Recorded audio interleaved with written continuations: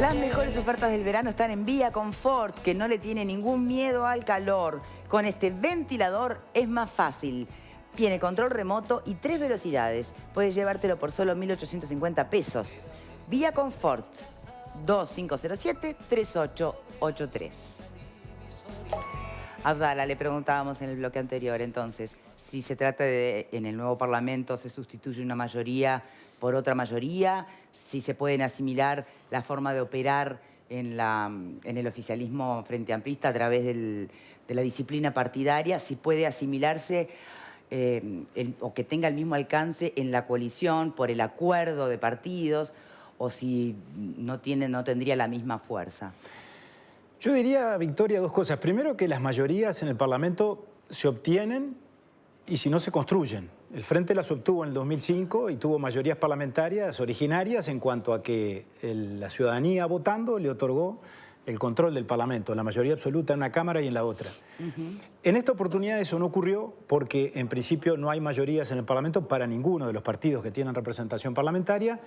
Y yo comparto lo que aquí se decía, creo que hay que distinguir entre la conformación de una coalición que fue la que ganó las elecciones de noviembre y la que le va a dar sustento al Poder Ejecutivo desde el 1 de marzo y que además va a coparticipar en el gabinete y eso se va a corresponder con una mayoría parlamentaria.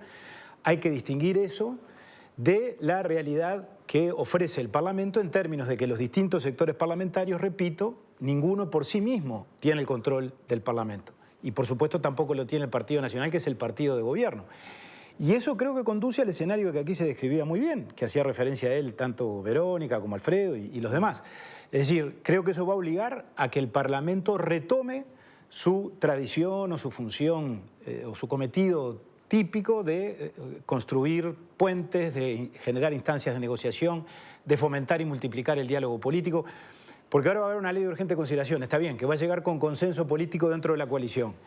Pero eso no quita que a partir de allí no se desarrollen instancias de intercambio con el Frente Amplio, que es quien va a ocupar la oposición, y que eventualmente el Frente Amplio pueda llegar a incidir en alguna medida. ¿Pero tiempo para debatir? Yo creo que lo hay porque... Porque son muchísimos puntos y muy importantes. Claro, pero en primer lugar, con relación a la ley de urgente consideración, es el cumplimiento de una promesa electoral que la gente votó. Es decir, no se le puede decir al presidente electo que no haya anunciado hasta el cansancio que después del 1 de marzo iba a utilizar este instrumento y que iba a introducir en él una cantidad importante de temas y de contenidos. En segundo lugar, también la gente votó los contenidos, porque en definitiva es muy difícil, alguien me tendrá que decir qué es lo que aparece del proyecto o anteproyecto de ley de urgente consideración que no haya sido dicho o anunciado o escrito. Al menos que tenga verdadera trascendencia, en ¿no? los programas de gobierno. Entonces, desde ese punto de vista, yo creo que hay una legitimidad formal y política a la hora del planteamiento que es irreprochable. En segundo lugar, creo que el tema se está planteando con la suficiente anticipación como para que nadie diga que no tuvo la oportunidad de opinar, de decir, de proponer, de criticar o de sugerir. El 22 de enero, el país entero, no solo los partidos de la coalición, conocieron del primer punto al último los contenidos del anteproyecto de ley de urgente consideración, que está siendo ampliamente debatido a nivel de la sociedad, de las organizaciones sociales, de los sindicatos, de la sociedad civil, de los partidos políticos, por supuesto, y que va a ingresar en los primeros días de marzo cuando se va a iniciar el trámite parlamentario con los plazos que prevé la Constitución. Se podrá estar de acuerdo o no con eso, pero no se puede decir que no tenga eso la legitimidad popular suficiente como para advertir que la gente votó por eso. Cuando quien hoy va a ocupar o quien va a ocupar a partir del 1 de marzo la presidencia de la República anunció esto en campaña, la gente sabía o supo a qué atenerse y sin embargo la mayoría de la población lo votó en la elección del mes de noviembre. Entonces digo, esto por supuesto es un aspecto que además se termina en los primeros 90 días de gobierno, que es el tiempo que va a insumir el tratamiento de la ley de urgente consideración. Después tenemos más de 4 años por delante de actuación parlamentaria donde, repito, creo que va a ser muy interesante el juego que se va a dar porque tendrá que haber negociación hacia adentro y hacia afuera de la coalición. Ya la hay hoy, lo decía Alejandro Sánchez muy bien con relación a un tema vinculado a la enseñanza, dentro de los partidos de la coalición para definir determinados contenidos o para ajustar determinadas fórmulas jurídicas. Y lo va a haber, por supuesto, entre los 7 partidos que tienen representación parlamentaria porque será indispensable para el funcionamiento del Parlamento y para la marcha del país. Y a mí eso me parece algo absolutamente saludable. Y volviendo a la pregunta original, yo creo que cada tiempo es distinto porque, de hecho, cada elección es diferente y cada gobierno es diverso. Los 3 gobiernos del Frente Amplio fueron los 3 distintos, aun cuando 2 de ellos fueron encabezados por la misma persona. No fue igual la mayoría absoluta ejercida en el primer gobierno por parte del doctor Vázquez, donde no hubo la más mínima fisura. Yo era diputado de la oposición en ese momento, y hay que reconocerle al doctor Vázquez que en esa etapa actuó con mucha racionalidad y de manera muy metódica, y propuso lo que había también prometido en la campaña electoral, más allá de que a nosotros no nos gustaran muchas de esas soluciones. Ahora, no es comparable eso con lo que vino después en el gobierno del presidente Mujica, que fue verdaderamente una situación de absoluto caos que el país vivió en materia legislativa, entre otras cosas. Por eso se dio el mayor número de declaraciones de inconstitucionalidad en ese tiempo. Más allá de la valoración que se haga de cada gobierno y de la opinión que cada uno tenga. Y tampoco se pueden comparar esos 2 primeros gobiernos del Frente con el último, que a mi juicio el gobierno del doctor Tabaré Vázquez, este último, careció de agenda en cuanto a los temas de fondo importantes, porque descartando o haciendo excepción en la Ley de Inclusión Financiera y alguna más, no se dieron reformas estructurales de la importancia que se dio en el primer gobierno, pero además hubo, y eso fue muy saludable, una especie, a mi juicio, de viento importante de coparticipación o de negociación política cuando se perdió el voto 50. Y eso permitió que se profundizara el control parlamentario, porque como nunca en este periodo se votaron comisiones investigadoras que permitieron que la oposición pudiera controlar más y mejor a la actuación del Poder Ejecutivo. Permítame poner eso en debate. Alfredo, ¿coincidís? ¿El voto 50, el disidente, logró hacer una diferencia en la actividad parlamentaria? Sí, con respecto al tema de las comisiones investigadoras, sí, porque el Frente se negó muchas veces a votar comisiones investigadoras erróneamente, a mi criterio. Yo creo que hay que investigar siempre todo, ¿no? Pero me parece que el tema de esto es que va a haber mucho más discusión en la coalición de lo que uno espera hoy. Porque hoy están todos unidos juntos, van a apretar el proyecto lo van a trabajar. Pero ya Manini ha dicho, y otros han dicho, que hay proyectos propios que no están acordados, que ellos los van a impulsar. Y está muy bien. Entonces, vamos a ver si lo que impulsa Manini por un lado, después lo apoyan los blancos, los colorados o los demás. Entonces, va a ser un lindo cruce entre bancadas que a mí me parece que va a ser muy interesante. ¿Vero? Sí, a eso nos referíamos cuando hacíamos referencia a esto, ¿no? Respecto a la pérdida del voto 50 fue un ensayo de como yo imagino que va a ser este Parlamento, que va a tener que discutir en serio. Y lo que decía Alfredo, también coincido.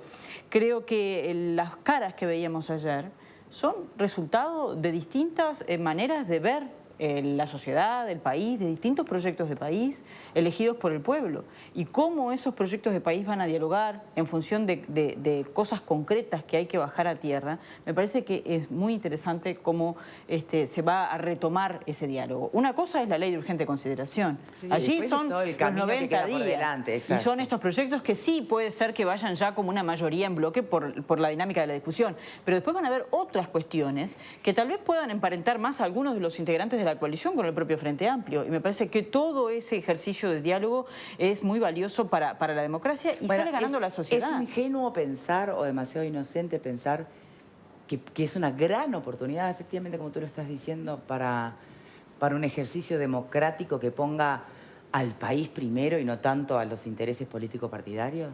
¿Es muy ingenuo pensarlo así?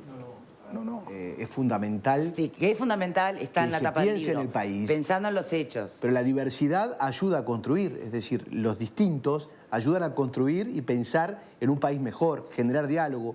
Quien preside la Cámara, Lema, ha hablado de un parlamento de diálogo, de acción, de mecanismos, ágil. Y lo veíamos a Sánchez recién, que cuestiona la ley de urgente consideración, que es una locomotora en lugar de un ómnibus. Es decir, cuanto más trabajo tengo parece que es malo, y cuanto menos trabajo, que es un ómnibus, es más favorable. No, yo prefiero una locomotora, mucho volumen, mucho trabajo, mucha acción, y que eso lleve en soluciones para la gente, porque la gente es la que pone. Y si los políticos hoy están un tanto descreídos, es porque no han visto desde el lugar político la gente, o se ha encontrado desde el punto de vista de la sensibilidad, como que se le paga un sueldo enorme y de repente la retribución en acciones no es tanta. Entonces, eso es el sentir muchas veces de la gente. ¿Abdala? Sí, es muy interesante la pregunta. Yo creo que en estas instancias, o cada vez que se recrean estas instancias democráticas, la liturgia de cada 15 de febrero, cada 5 años, todos asumimos responsabilidades. No solo los que están en la mayoría o los que van a hacer el sustento parlamentario del Poder Ejecutivo o el propio Poder Ejecutivo. Verónica hoy hablaba, y los demás también, del decaecimiento del Parlamento en la consideración popular, de la pérdida de la confianza, que es un fenómeno universal, no nos pasa solo a nosotros, pero por supuesto también nos interpela a nosotros. Y yo digo, para reivindicar a la institución parlamentaria y para reivindicar a la política, no depende solo de lo que haga el presidente de la República, o los partidos de la coalición en este caso. Yo creo que depende de lo que hagamos todos, desde el gobierno o desde la oposición, porque responsabilidades políticas tenemos todos. Entonces, yo he recogido algunas señales contradictorias de parte del Frente y esto no lo señalo como una chicana. Digo, algunas me han gustado, otras no. Cuando veo que se adjetiva la ley de urgente consideración y se dice es una ley regresiva, neoliberal, conservadora, que restringe derechos y no se explica el fundamento, no se dan las razones para sustentar semejante cosa, me parece que eso es hacer política de la mala. Ahora, cuando escucho o leo, como leí ayer al diputado Sánchez, por quien tengo un gran respeto personal e intelectual, diciendo, vamos a analizar el texto, hay cosas con las que ya se sabe que estamos en desacuerdo, pero en algunas podemos estar de acuerdo, dijo él, por ejemplo, en temas vinculados con la vivienda. Bueno, esa es una señal bien diferente. O cuando se nos dice, por ejemplo, que no van a hacer abuso de los instrumentos del Contralor, no vamos a andar interpelando ministros todos los días o vamos a ser muy cuidadosos a la hora de llamar los ministros al Parlamento. Sí. Bueno, esas son señales de madurez política. Sí, de Sánchez. No sé si todos comulgan con esa idea. Escuchábamos a un Núñez como, ¿no? Con ganas de molestar, ¿no? Entendiendo que él fue, o que el oficialismo actual fue molestado, ¿no? En un exceso de interpelaciones y demás. Habrá que ver ese comportamiento después, ¿no? Sí, las bancadas se alinean después también, ¿Qué ¿no? decís, perdón? No, que las bancadas tienden a alinearse después en la conformación de su trabajo. Dicho sea de paso, tengo mi duda de a dónde va la ley de urgente consideración, a qué comisión va. Bueno, se está hablando de esa posibilidad. Yo no estoy en el Parlamento ahora, no sé qué irá a pasar. He oído, o por lo menos he recogido alguna versión de que ingresaría por el Senado con relación a lo que recién se decía. Y supuestamente se podría crear una comisión especial que la analice o si no derivarla a alguna de las comisiones permanentes. Lo que pasa es que hay temas de todas las comisiones, o de varias. A mí algo me gustaría decir a propósito, incluso por el respeto y la admiración que tengo para con Pablo, sobre lo cual tengo algún matiz y tiene que ver con... Es muy cierto, yo mismo acá, cuando el gobierno electo presentó ante la ciudadanía, en un hecho que creo que no tiene precedentes, el anteproyecto, yo lo celebré desde esa perspectiva de la transparencia con la que el futuro gobierno presentaba ante la consideración pública el anteproyecto, y a mí me parecía eso definitivamente como un gran acierto republicano. No obstante ello, yo tengo algún matiz en cuanto a la consideración de que esto no debería llamar a sorpresas ante la ciudadanía. Porque si bien fue dicho antes, y eso es absolutamente cierto, me parece que tampoco estaba tan claro, creo que nadie lo tenía, ni los propios socios, de que se trataba de una ley de tan inmenso volumen que abordara tantísimos temas, que incluso desde cualquier perspectiva, esto sin la menor mirada especialmente subjetiva o indagadora, nadie creía que necesariamente la urgente consideración iba a tener tantos diversos aspectos. Esto en sí mismo no constituiría un problema si no fuera porque, precisamente por tratarse de una ley de urgente consideración, los trámites de la discusión parlamentaria necesariamente son otros, son más urgentes, ¿verdad?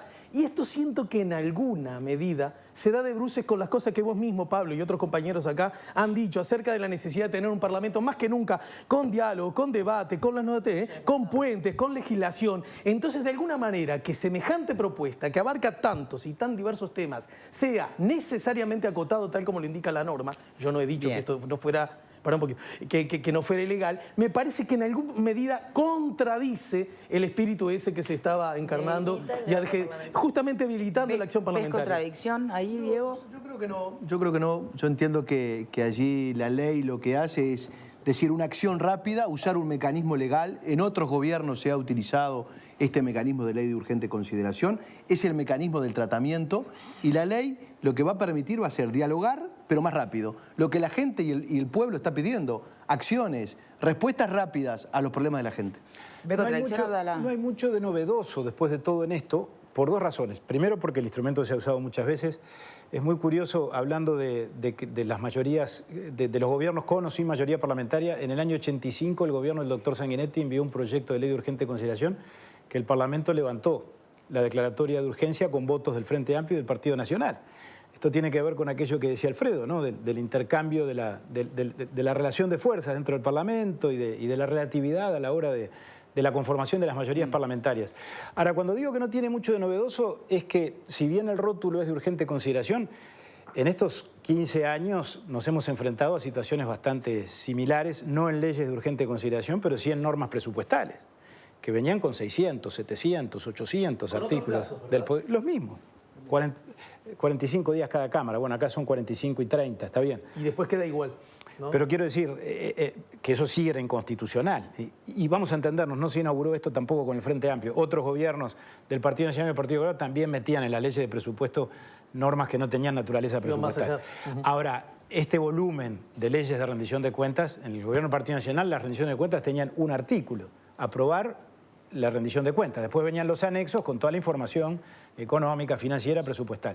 Ahora, que el Frente utilizó las leyes de presupuesto como leyes ómnibus o leyes ferrocarril, todos los que estuvimos en el Parlamento lo sabemos. Con la diferencia que la ley de presupuesto ingresa a presupuesto y Hacienda, a esa sola comisión. Bueno, eso tiene que ver con el tratamiento, está bien, pero no deja de ser el mismo Parlamento que tiene que... Pero le da Si algo estuvo mal antes, también está mal ahora. No, no es opinable, pero esto fue anunciado. Un tape sobre la Cámara de Diputados. Vamos a la Cámara de Senadores ahora. A ver, ¿qué novedades?